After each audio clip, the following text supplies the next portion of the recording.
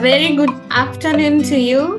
Thank you so much for tuning in and welcome to our Be Smart webinar series. As always, we are delighted to have you join us at this hour. My name is Emma Kinyanjui. This webinar series are brought to you by Springwood Capital every last Friday of the month because we understand that the business world is dynamic.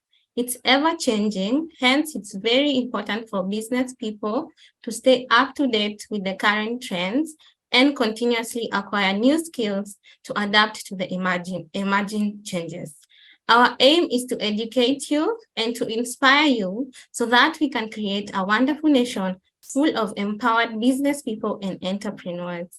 Our interactive sessions are tailored to suit both new and established business owners, and by your participation, you will be equipped with the skills and knowledge needed to overcome obstacles, to leverage new opportunities, and to keep your business thriving.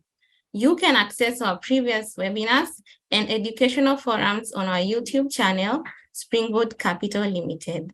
As such, we pride ourselves in being your go-to business partner for all your financial and advisory needs. Speaking of partners, I am honored to host you in this exciting session dubbed Harnessing Valuable Partnerships for Business Sustainability, which is identifying, creating, and sustaining business partnerships. I believe that we've all heard this saying that no man is an island, meaning that no one is truly self-sufficient and that we all need support from time to time from others in order to thrive. Yes, we need partners, and these partners come in different forms. These can be our friends, life partners, and business partners. Today, we shall be focusing on this in a business context. We can borrow this phrase to imply that we too, as business owners, for us to truly thrive, we need partners, strategic partners in particular. At Springwood Capital, we fully understand this concept, which is why our strategic plan has a core pillar anchored on partnerships. As the world becomes increasingly complex and interconnected, businesses cannot operate in isolation. They need to collaborate with other organizations to achieve their goals and to address various social, environmental, and economic challenges.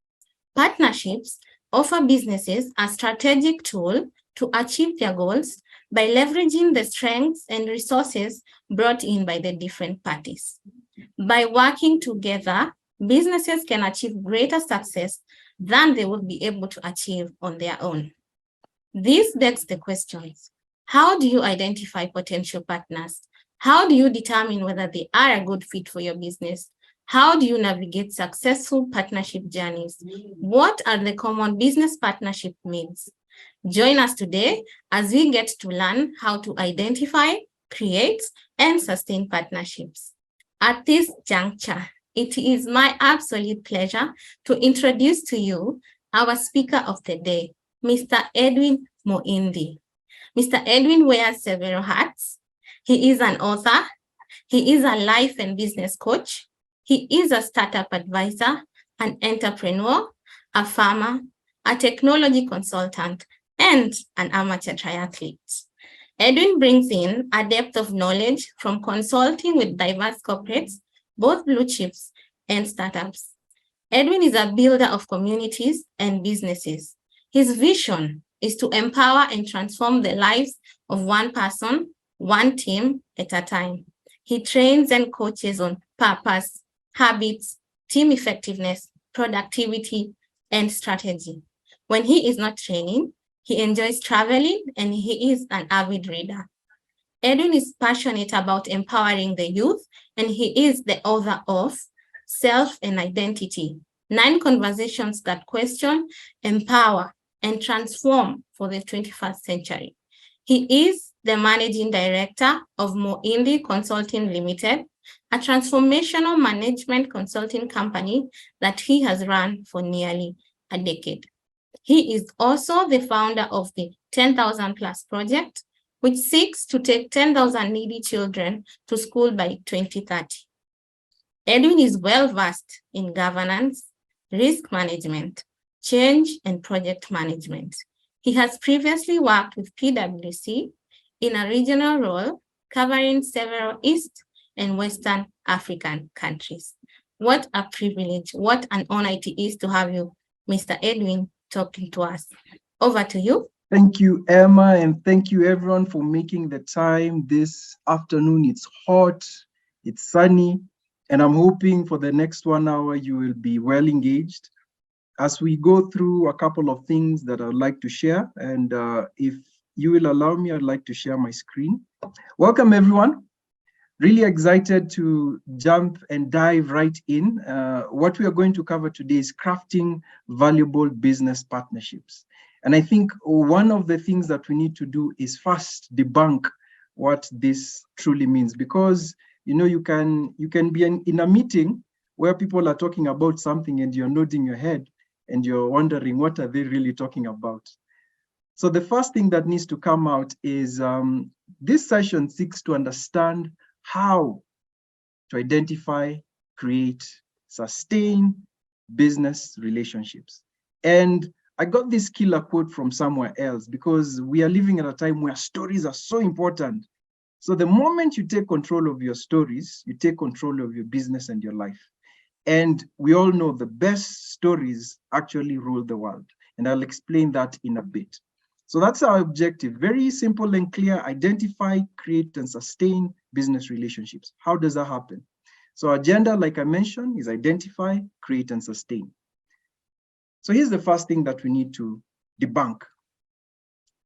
What are the myths that are out there about business partnerships? But even before we go into that, how can we define a partnership? Because here, we have to differentiate between a legal partnership and a business-oriented partnership.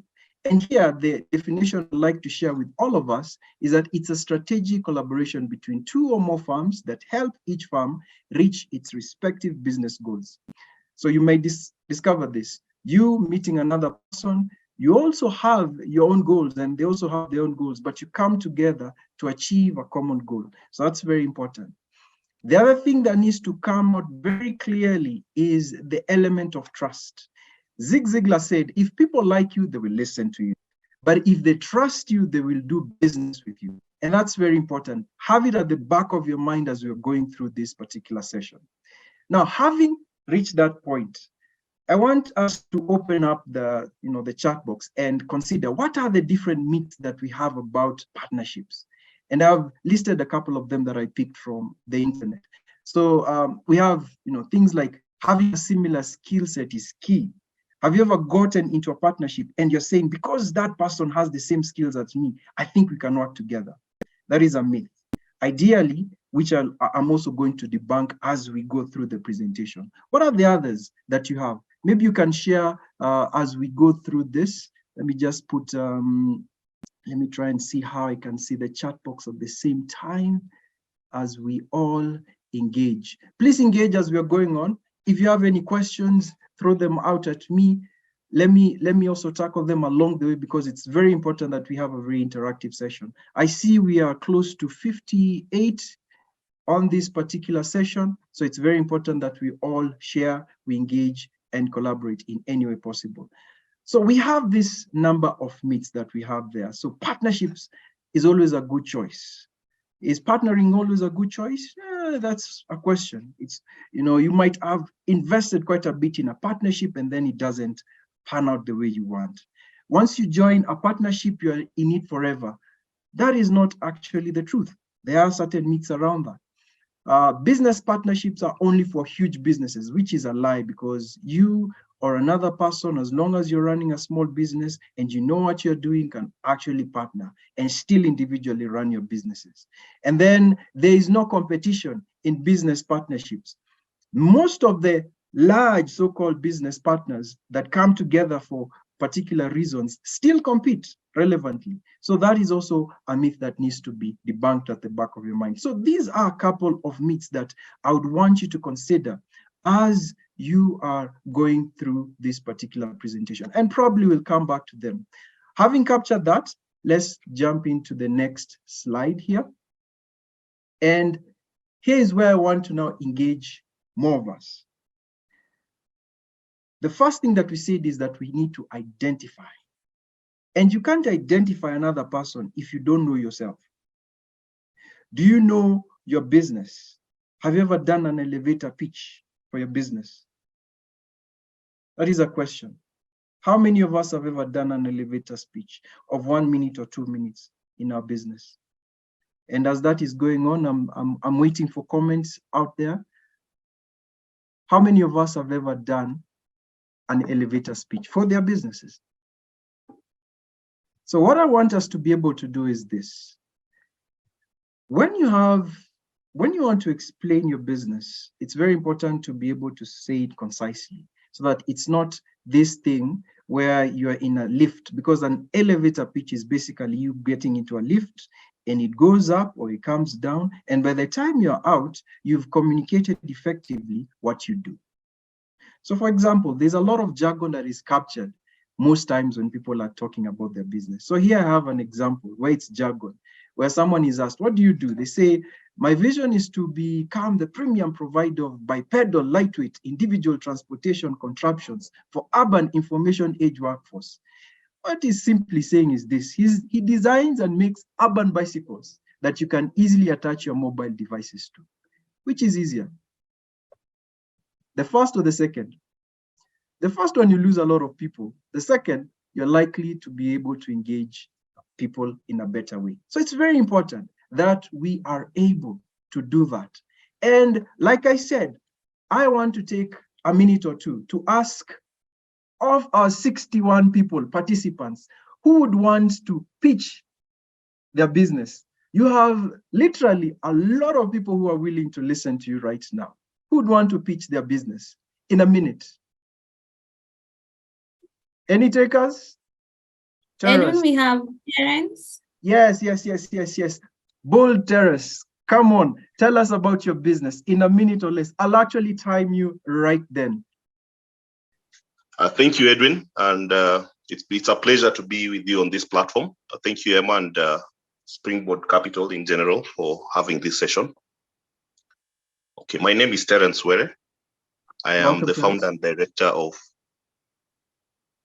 Integratech BI, where I provide business intelligence services to companies and organizations. Thank you. Okay, awesome. That was done in 14 seconds. And the question becomes, in those 14 seconds, have you been able to communicate effectively what you do and what you'd want to engage other people in and what it's all about?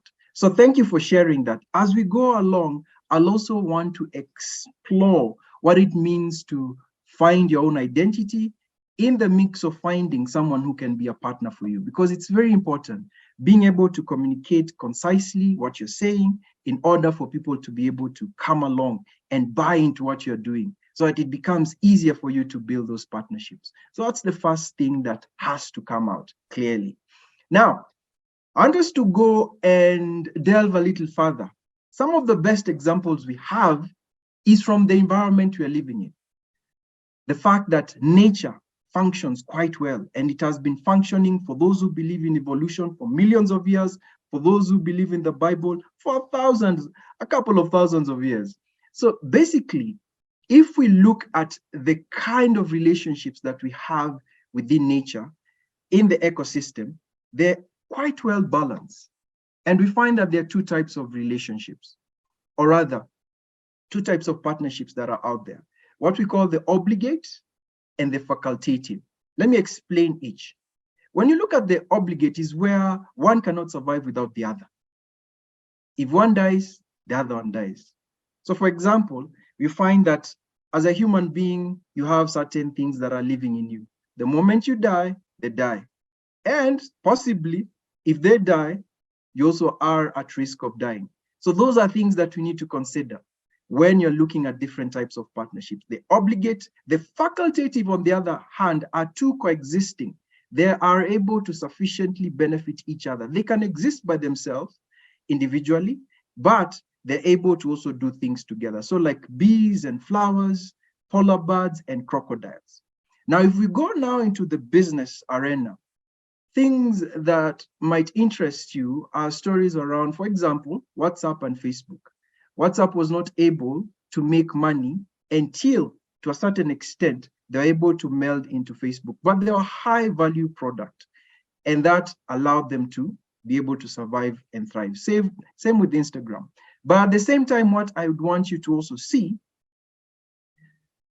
if you look at an obligate relationship, there is a high risk of being acquired if you are a smaller partnership. If you depend highly on the other person and they depend on you, they might actually acquire you. And there are instances where that happens in the world. The most ideal relationship in a partnership is where you coexist together and you're able to serve each other in such a mix of being able to support each other where you can still exist without them, but you're able to fulfill much more together. A good example that I have here is Kanye and Adidas. Kanye as a musician was good at what he did. Adidas was good at what they did. And then when they came together, we have the new product that Kanye released. We have GoPro and Red Bull. GoPro was a good product by itself. Red Bull, a good product. When they came together, they were able to show us the stunts. The best one, I think, was one where a guy was diving from the stratosphere for 24 miles and came down. That was an awesome expression of a relationship of that magnitude. So what are the examples of working partnerships you know of in the world out here? In Kenya, for example, in Nairobi, do you have any examples? As you are going on, please share those so that we can be able to also dig in and see if they make sense. Let's see. What do we have on the chat box here? Okay, keep bringing them on. So examples of working partnerships, I've shared a couple of them. If you have others, let me know. Let me hear about them. So let me dive into the next thing. What value do you bring? Earlier, I had mentioned that you need to be able to know what you are in a very simplified manner, an elevator speech. When you're able to do your elevator pitch, you're able to define, for example, what industry are you in? What is your business model? What is your SWOT? Your strength, your weaknesses, your opportunities, your threats. What is your unique selling proposition? Who is your customer base? And what are your key business drivers? The same extent that you will go in seeking out a partner, you should put yourself through the same microscope and ensure that you have clarity of that. So what value are you bringing? You see, here, what I'm simply sharing there is an example between a dog and a goldfish. And they both have a hate for the cat.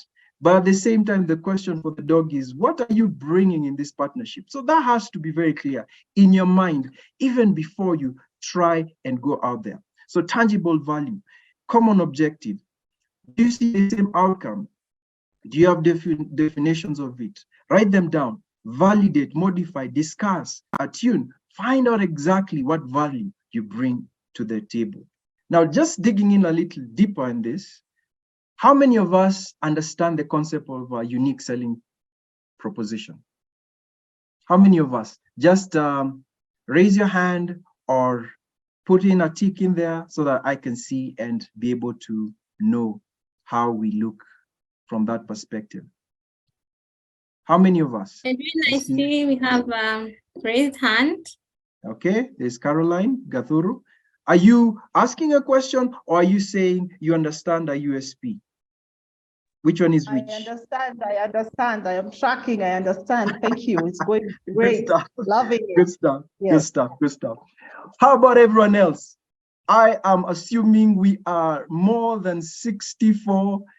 I mean, including myself, those should be 63 people. Rachel also is saying, yes, she understands a USP. Who else is out there?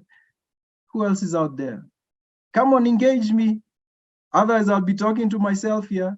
And by there, I love talking. So we are good. Lois is saying, yes, she understands a USP. That's good. So it's very important at the very onset to understand what your business model canvas looks like. It's very important. You need to understand what your unique value proposition looks like. You need to have done your SWOT analysis. Very important. And once you're able to do that, then it's easier to say, you know what, these are the kind of people I'm looking for.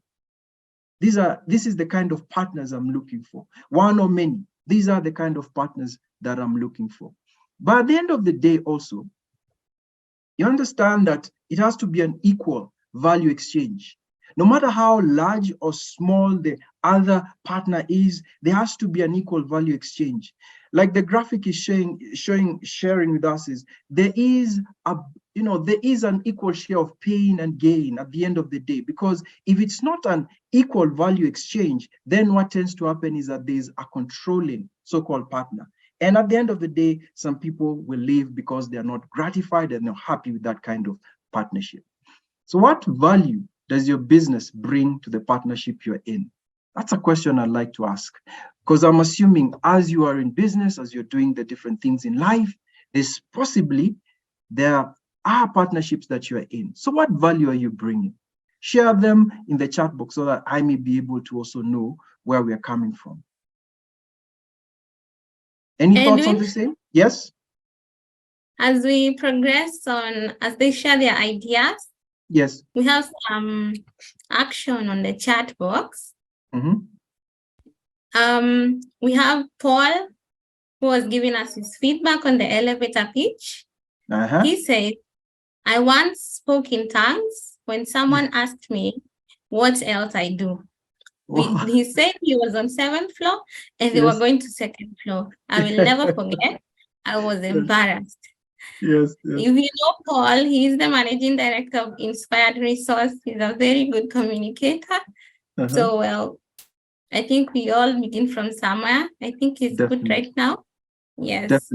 Definitely. Yes. I think it's very important to when you talk of an elevator pitch, it keeps evolving with time.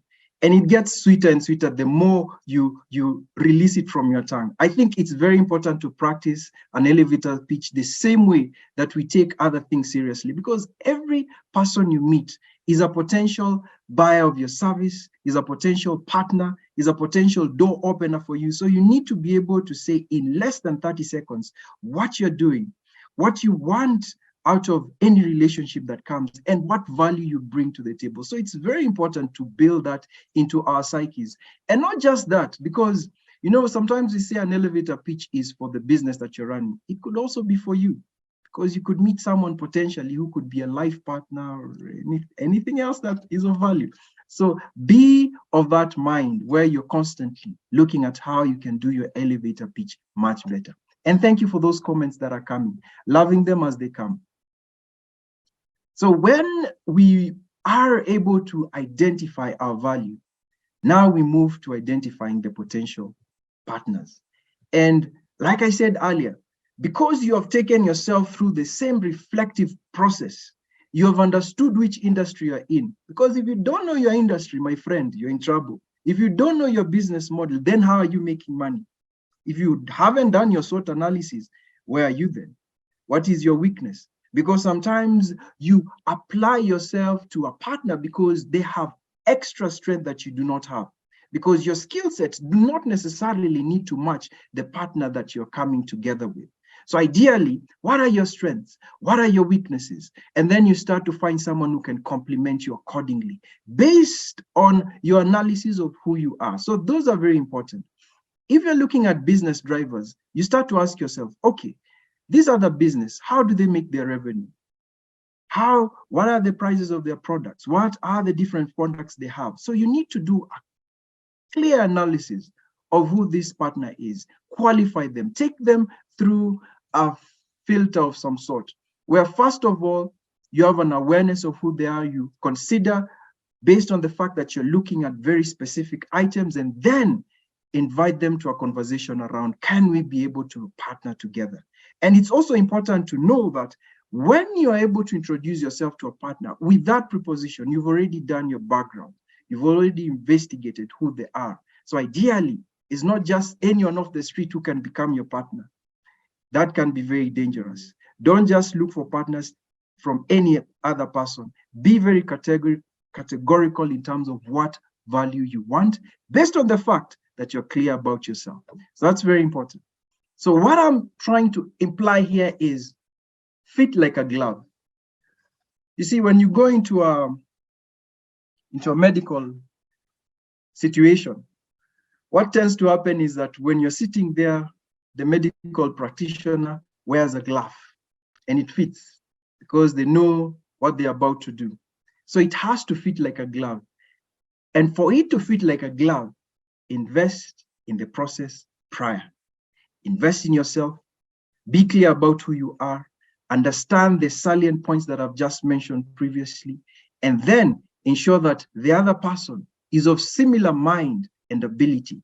And then come together now, because now you need to understand a bit about the other organization.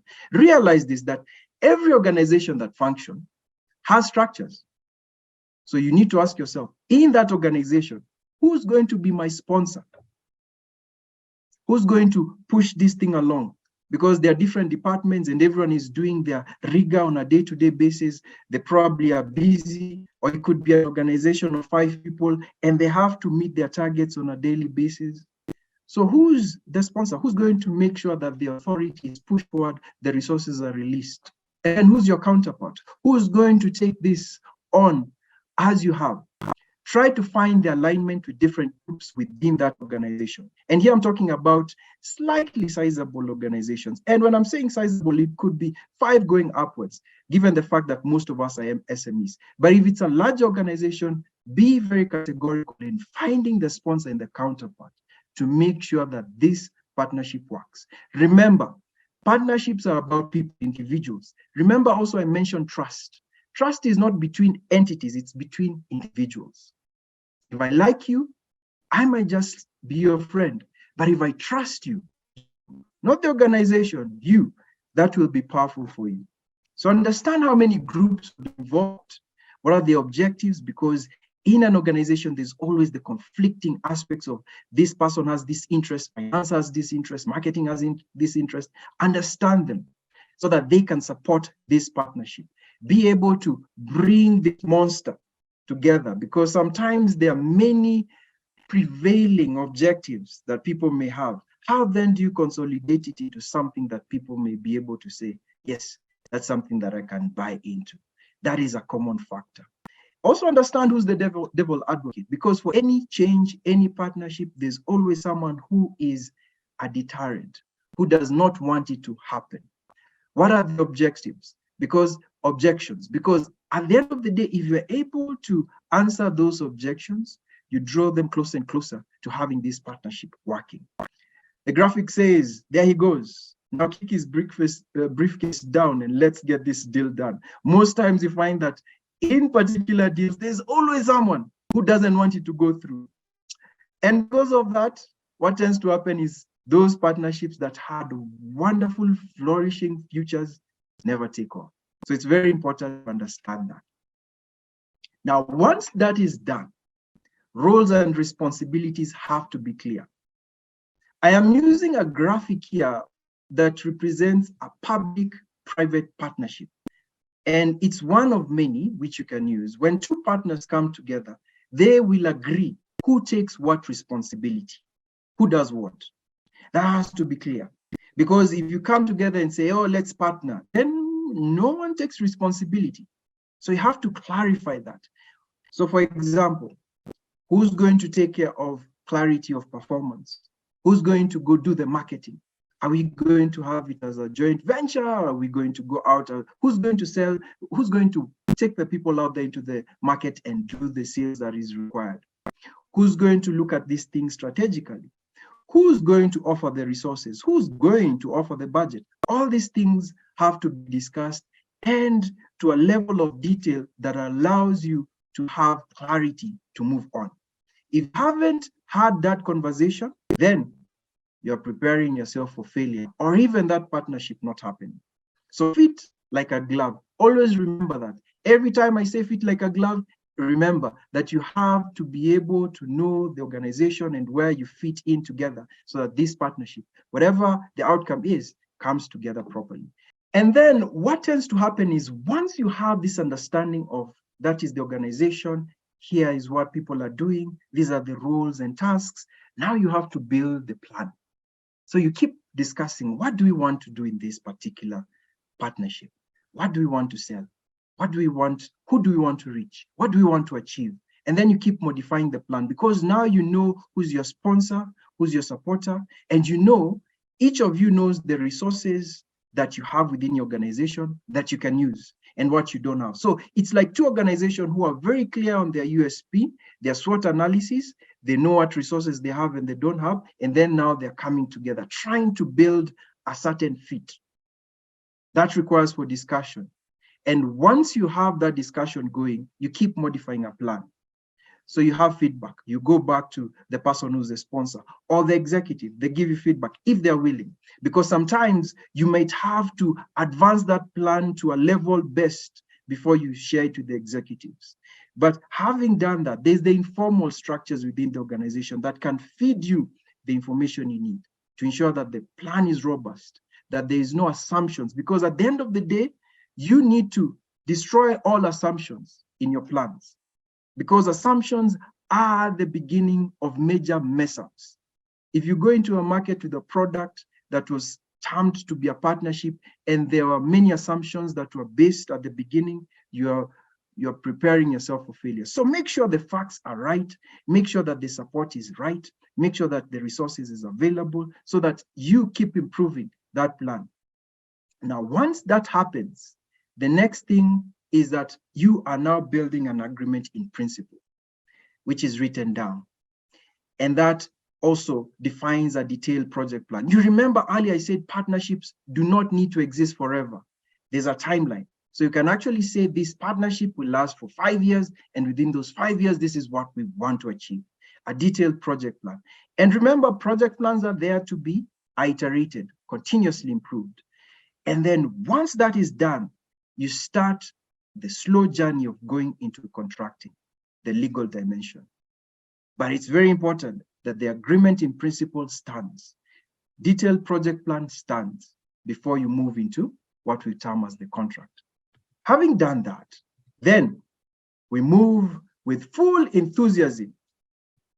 And remember, you have, before you say that you have something that is tangible, ready for contractual agreement, ensure that you have buy-in. Because if you don't have buy-in, guess what? There are people who will go behind your back and mess that thing up. Make sure that you have buy-in, you have the political, because every organization has its drama and backroom conversations. Make sure that you have complete buy-in from all executives. There's clarity, there's enthusiasm, because you have been able to meet everyone's mindset in terms of what they would want to see and what they want to achieve.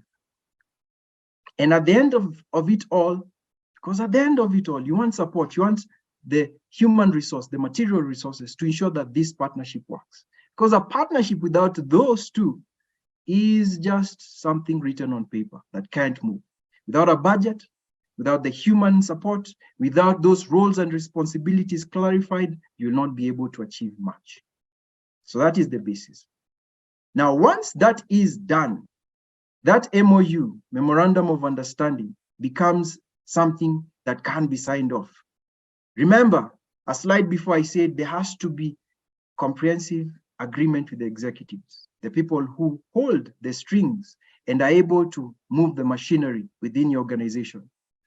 If it's an organization of 3 people, I'm sure it's just over coffee and you can agree and say, yes, this is how we are going. So you can actually jump many of these steps, but clarity is very important. If it's a large organization, then an MOU that is structured out and you know exactly what the deliverables are, the schedules, the costings, these things that normally people assume when they go into a partnership, but are so essential to ensure that a partnership is successful.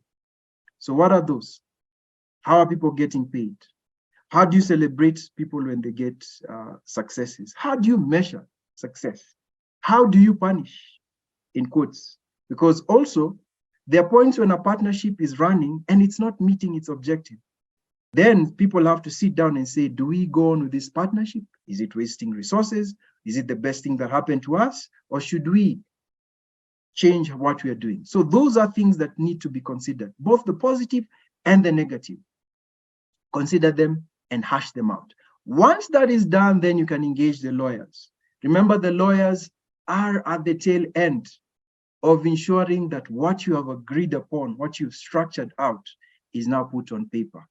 Do not rush to the lawyers to have a partnership structured out without clarity, because there are a lot of people who hash out a partnership by telling a lawyer, you know, just put in together a nice partnership deed, like the one you did for those other guys, but you've not come to the meat of what your partnership is about. Cover things around legal. I'm sure business will be very clear for you, but get professionals who understand the finance, who understand the technology. And if your business is not clear and you're not sure of what I mentioned earlier about your USP, your business model, and all these other things, those need to be clear as you are moving into this. Very important. Next slide takes us now to the other side. And here's the dark side, because what tends to happen is you can have a wonderful contract and then nothing happens. You're there, it was signed, the two bosses were there, the MD signed the partnership, and then nothing happens. Why is that? That is based on rigidity. For example, because you find that in many times, two organizations have conflicting cultures. One is very rigid and structured, the other one is playful and out there. So you find that the rigid one will always stone edge policies, like we have to do things in a particular way. The other ones are like, why are you stonewalling us? We need to be as far ahead as possible. So always be privy to these things. Culture is very important. Culture destroys strategy all the time. So be cognizant of the culture within the other organization. Get to learn about it as early as possible. Understand how they work, how they do their things. And then if you are for this partnership, and if you are an advisor to this partnership, understand how to bring people together. Because if you know how they work and you know how your organization works, you can bring this together in a contract that is more amiable, more agreeable to everyone. So that's very important as you move on. The next item is, how do we sustain this? And I want to take a moment to mention trust as being fundamental. I have a book here that I would advise all of us to get. It's called The Speed of Trust. How many of us have ever read The Speed of Trust? I don't know if you can see this. Caroline, The Speed of Trust. How many people? Let me do a quick survey. Emma, tell me how many people have raised their hands, because I'll also know the readers in this quorum of ours. The Speed of Trust. How many of us have ever read it? I'm keeping it here for a minute or a second or two just to be able to know. It was written by Steve M.R. Covey. That's the son of the late Steve Covey. How many of us have ever read it? I see one hand so far. Caroline. Caroline, the outlier. Where is everyone else?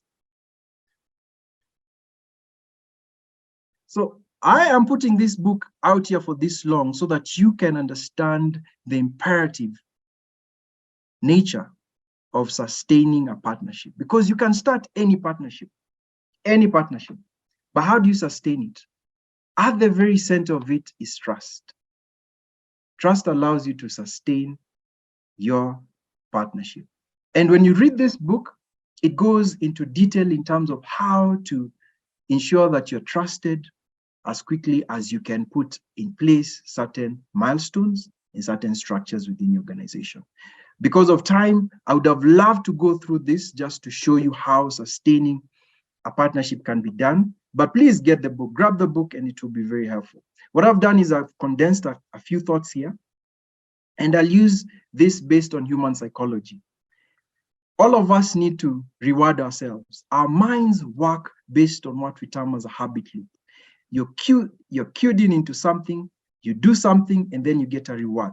Celebrate those milestones. When you start a partnership, make sure that every single thing that hits on the target or the outcome that you desired, celebrate it. That's the first thing. The second thing is create understanding. Never be too lenient with over communication. Always over communicate what the agreement is about, the content of the contract, everything else. Make sure that every person, from the MD all the way to the cleaner, understands why there's a partnership and how it works. Why? Because it's important for them to ingrain it in their own words, to understand it in a way that they can comprehensively buy into it. The third thing is empower the food soldiers on a daily basis. It's good and dandy to say partnership has been signed off. Like I mentioned earlier, the contract is here. Okay, the contract is there, then what next? There's resourcing. How is it going to be done? So spend adequate amount of time ensuring that the persons who are going to be doing this every day are given all the resources to ensure that they're successful. And then management needs to be kept informed about the efforts, anything that will allow them to make better decisions. Because at the end of the day, most of the decisions that are being made in an organization is by top tier management. If it's a small organization, you'll probably be the person who's doing it and the person who's making the decisions. But that also is very important. And then, like I mentioned earlier, daily tasks may involve processes that need standard operating procedures, business processes being documented, KPIs being rewarded again, and then what we call who is responsible, who's accountable, who's consulted, who's informed. All these come together when two organizations come together, because individually, each of the organizations have their own processes. They have a way of rewarding and measuring performance. When they come together, then the new structure has to be well understood. What are those processes? To simplify this, I'll say this. You decide to come into a partnership and then you say, we are going to hire a person who's going to sell our new product. How are we going to pay this person? You'll pay 50% and pay 50%. How then do you measure what they do? Those are the processes that I'm saying. Those are the KPIs that you need to work on so that you're able to measure them more frequently, and you know who's responsible for what, who's going to be asked. Because if you don't have clarity on that, what tends to happen is something that can be done today will take months. And with that, if there are laggards, there are things that don't happen, then what tends to happen is that if there was a failure that needed to be corrected immediately, it takes so long. And then it perpetuates this idea that that particular thing will fail eventually because you were not prompt in actioning it. Success must be counted when outcomes are as expected are met and sustained. So you need to be able to say this was a success based on our contract. Don't start what we call scope creep, where you are constantly bringing in new things. Take time to address the contract, what your agreement was. If there's anything new, sit down and discuss it, and then bring it on board based on the understanding of this is what we are doing new. Because at the end of the day, it may require new resources. It may require a stretch of the people who are already overstretched in other things. So have those conversations. Don't be afraid to over-communicate, understand, and celebrate those milestones. And finally, I'll say this. In reality, a successful and valuable business partnership typically grows out of a long-term business relationship. Long-term meaning that you have come together, you've known what are your weaknesses, what are your strengths, you've known the culture of the other organization, you know how to jostle for some resources which are limited, and where both parties are familiar with the style, expectations, and how the modus operandi of the other. Business partnerships require constant communication. I will not overemphasize this. Constant communication is very important. Self-examination is where you're looking at yourself. And I started with that. Elevator pitch, your USP, understanding what your business is about, regular assessment and commitment and professional goals for each partner. The relationship is essentially a melding of two or more people's business lives coming together. So I'll say this: share a vision, listen, be authentic, be willing to compromise, build on trust. And I said, take time and read this book that I've shared, How to Build Trust at the Speed of Trust, and then discuss those hard stuff and be candid, because most times people don't want to touch on very hard things. You want to, walk on eggshells. And then when you walk on eggshells, something that could be handled right now takes so long, and that affects negatively the partnership that you have. So be these things. These are qualities that come out very strongly. So with that, if there are any questions, I think we are good of time. Any questions that need to be tackled? As they type in their questions, Edwin, allow me to read a few comments on the chat box. Yes, please. Yes, please. Yes, so we have two amazing gentlemen who are able to send in their written elevator pitches, and it seems to be working. We have Terence, yes, who sent his, and I think he has a confirmed job. There's an assignment that's coming his way. Awesome. We also have Silas. He's a student, and he was looking for an opportunity. And my support team has reached out to him. So as I said, your network is your network. Awesome. Good things come. We have Caroline, who has a lesson for the day: fit like a glove to enable successful business partnerships. Yes. I think she's echoing what you just told us. Yes. She also has a quote: trust is what holds the sustenance of business partnerships together. Thank you very much. Thank you very much. We have one clarification from Anastasia, who's asking, you mentioned something about separation of partnerships in case things fell out. So maybe you can clarify on that.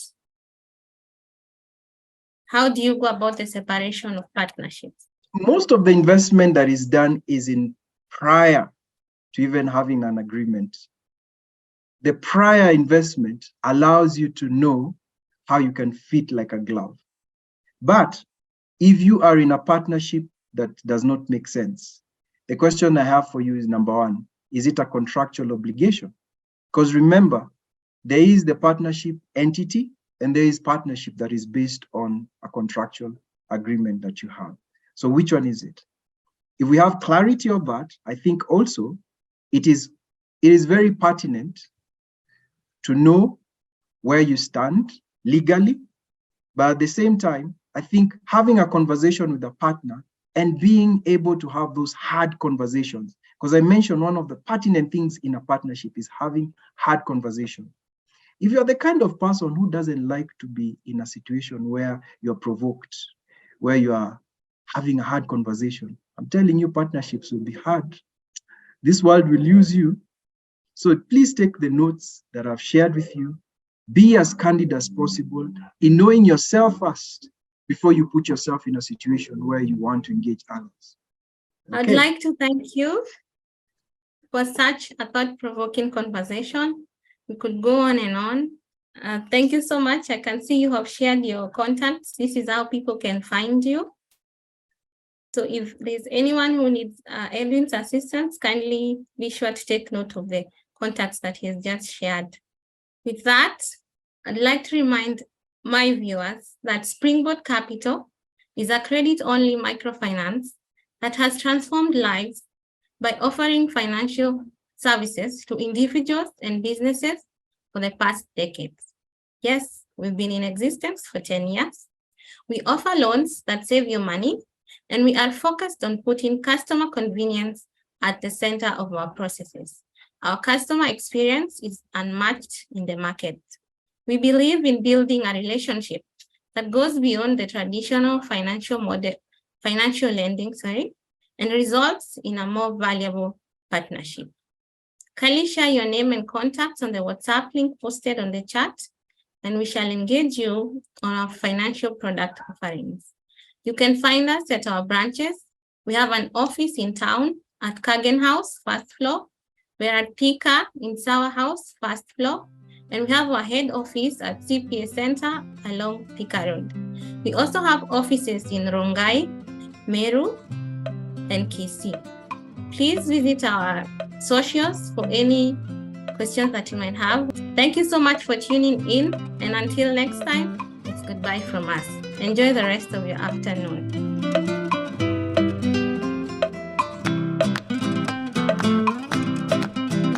you.